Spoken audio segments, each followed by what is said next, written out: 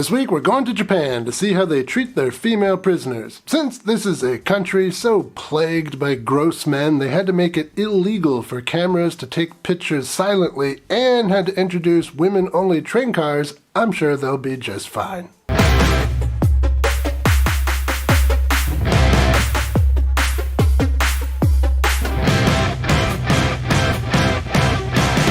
Welcome to Exploitation Reviews, and me, Rob, and today I'm taking a look at the pinky violence film Female Prisoner 701 Scorpion from 1972. This is the first of the female prisoner movies, so let's see how it all got started.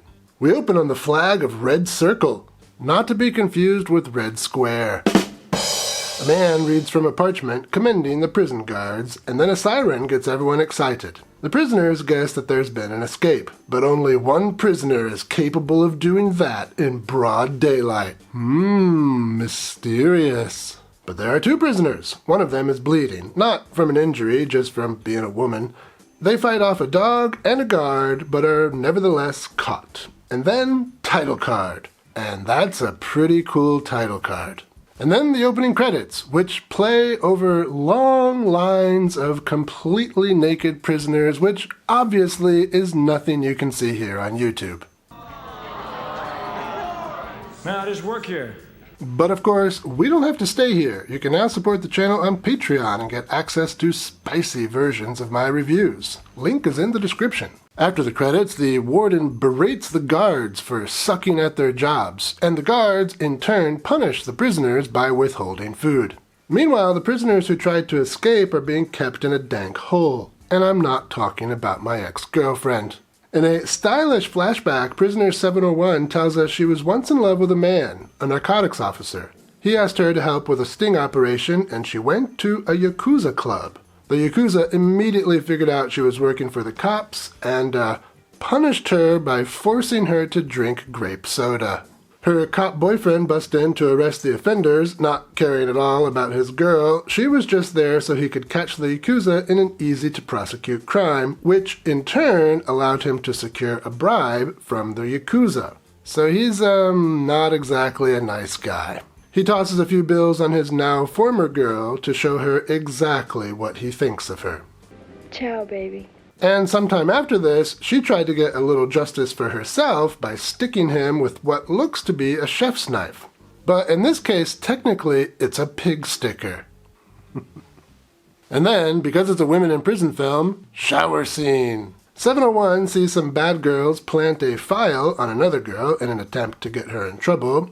But 701 moves it back into the bad girl's clothes so she will get in trouble, and this leads to a fight. And the fight gets pretty surreal, but it's also very wet and very jiggly, so you can't really see much of it here. No fair.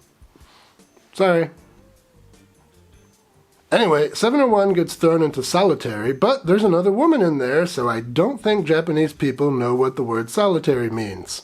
And at the risk of sounding like a broken record, our two ladies get up to some lesbians, and that's nothing you can see here, so let's move on. Well, it turns out that other woman in solitary was actually an undercover prison guard, and she was so into 701's lesbians that she begs to be thrown back into solitary, which was a pretty funny development. In another part of the movie, the prisoners have rioted and taken some guards hostage. Their demands are food and an agreement from the warden to not use them as slave labor or torture them anymore, and then the warden's like, there's no way we can give in to these demands. So this made me think this movie might be a kind of a comedy.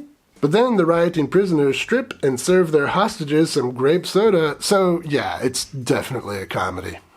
You've got a weird sense of humor. So, the rioters, who blame 701 for some of their torture, want her to be delivered to them. I'm sure they'll be nice. And we've still got that boyfriend on the outside who is still very much in need of some revenge, but that's enough out of me as far as plot goes. Let's talk some highlights. Well, this film just looks cool as hell, even aside from all the naked people.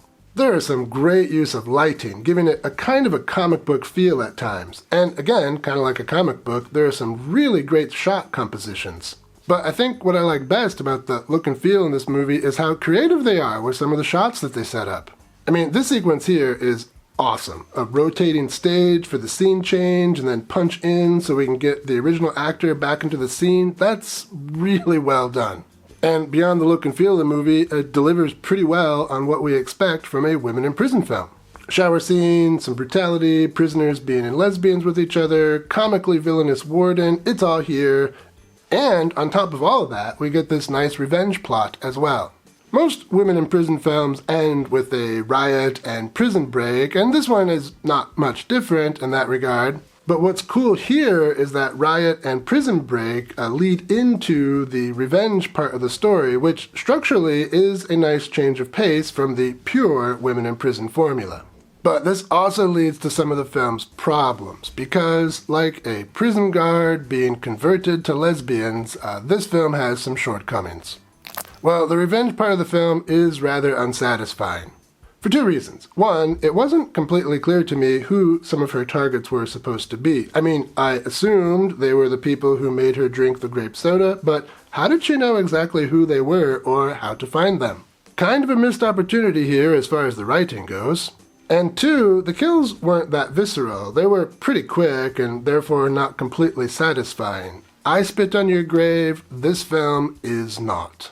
Beyond these story elements that I think could have been spelled out better, there is a rather longish scene in the middle of the movie where 701 has to dig a hole and then fill that hole. And she still doesn't give in to the guards' demands, so the guards make all of the women dig holes and fill in holes. And do you know how much fun it is to watch people dig holes? No fun at all. But all that being said, this is a stylishly cool women in prison film that is essential viewing for fans of that particular subgenre, which is all of us. Its positives way outweigh its negatives, not unlike Japan itself.